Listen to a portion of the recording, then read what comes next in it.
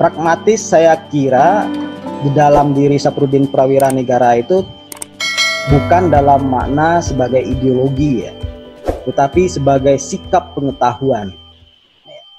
Karena sebagai pemikir saya kira sikap pengetahuan ini juga juga bisa kita apresiasi terkait memang posisinya pada konteks dia melahirkan pemikiran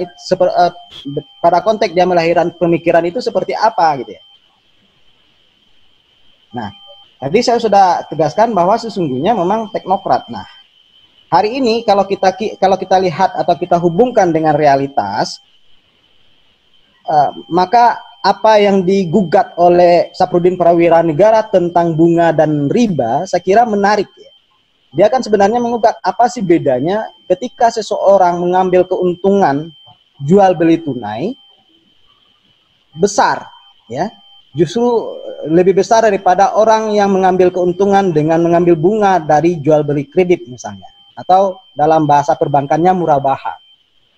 Ketika orang mengambil keuntungan lebih besar dari sistem kredit, sangat besar dari keuntungan jual beli tunai misalnya, justru menurut dia tidak ada bedanya gitu loh, sama-sama eksploitatif. Nah, disinilah kemudian dapat kita lihat dan menegaskan bahwa sesungguhnya memang dalam merumuskan aksioma ekonomi dia melepaskan diri dari nalar-nalar mainstream yang ada pada ulama-ulama klasik atau fikih klasik. Karena fikih klasik kalau kita lihat memang sandarannya adalah teks dalam memaknai riba. Sementara Saprudin Prawira Negara pondasinya adalah lebih substantif lagi, yaitu eksploitasi. Bagi dia akan justru jual beli kredit itu lebih manusiawi gitu ya. Atau kredit justru lebih manusiawi dengan bunga fix misalnya 6%. Sementara orang yang jual beli tunai yang mengambil keuntungan 400%, itu menurut dia justru dalam pandangan dia sebagai seorang humanis justru sangat tidak manusiawi dan tidak islami. Nah, itu yang kebenaran nalar itu yang kemudian dia gugat.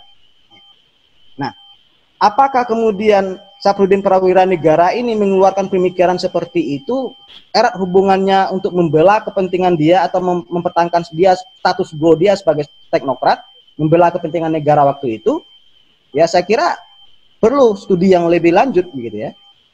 Mana yang lebih dominan mempengaruhi dia, jabatan dia sebagai sosok sebagai menteri keuangan atau justru sebagai pemikir ekonomi Islam atau ekonom teknokrat waktu itu gitu. Nah, pertanyaan tadi bagaimana kita melihat pragmatisme yang ada pada dunia perbankan hari ini? Saya tidak bisa menilai dalam makna praktisi tidak, tapi dalam kacamata pengkaji ya. Kita sebagai pengkaji yang perlu kita kembangkan salah satunya misalnya adalah indeks eksploitasi. Jadi coba dulu keluar dari terma-terma mainstream fikih. Kita coba ambil terma-terma yang bersifat pembebasan misalnya dari Saprudin Prawira Negara tentang perbankan syariah. Kita coba timbang perbankan syariah dalam konteks misalnya dalam indeks eksploitasi. Nah, berbicara tentang indeks eksploitasi, maka yang perlu kita soroti adalah seberapa nyaman nasabah itu dengan terma-terma produk-produk perbankan syariah hari ini, atau justru mereka merasa justru tidak manusiawi. Jadi tidak heran kemudian ketika kita bertemu secara empiris dengan masyarakat yang mengatakan kok sama aja perbankan dengan perbankan syariah dengan konvensional.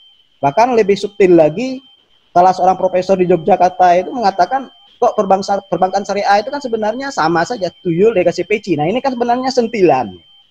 Dan ini jauh sebelum sentilan itu juga sudah diungkapkan secara akademik oleh Saprudin Prawira Negara di tahun-tahun 45, 50-an gitu ya. Nah, tetapi dia lebih maju dari pemikiran tekstual waktu itu, karena memang corak pemikiran Pak Surahman itu kan sebenarnya adalah modernis kontekstual. Jadi ketika dia ingin menyerang otoritas agama, yang dia persoalkan itu adalah pemakaian makna dari teks itu sendiri dulu, konteksnya apa, contohnya riba, dia maknai dulu konteksnya apa, sehingga yang keluar dari terma Islam itu kok riba gitu loh. Sehingga dia menyimpulkan tidak ada hubungan riba itu dengan kredit perbankan sesungguhnya.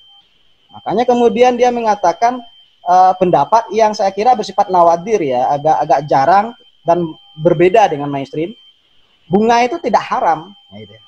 Bunga itu justru tidak haram karena tidak ada padanan bunga dalam Islam itu sendiri. Contohnya dia menggunakan tafsir Yusuf Ali kalau nggak salah, dia mengatakan Yusuf Ali itu menggunakan terma yuzuri, itu juga tidak sepadan dengan riba dalam Islam. Oleh karena itu konteks riba yang dia gunakan dalam pemikirannya itu tidak ada korelasinya dengan bunga di bank. Makanya oleh karena itu dia mengatakan bunga justru tidak haram, justru boleh-boleh saja, dan itu bersifat natural, alamiah dari seorang manusia gitu. Nah itulah kemudian saya katakan pada ranah itu ketika dia mengungkapkan pemikiran seperti itu sesungguhnya memang Safruddin ini berpindah dari Islami ke kapitalis dalam makna tadi disebut oleh Adi Rahman neoklasik gitu ya, Ricardian dan lain sebagainya. Jadi itu saya kira Bung Adi ya penjelasan saya.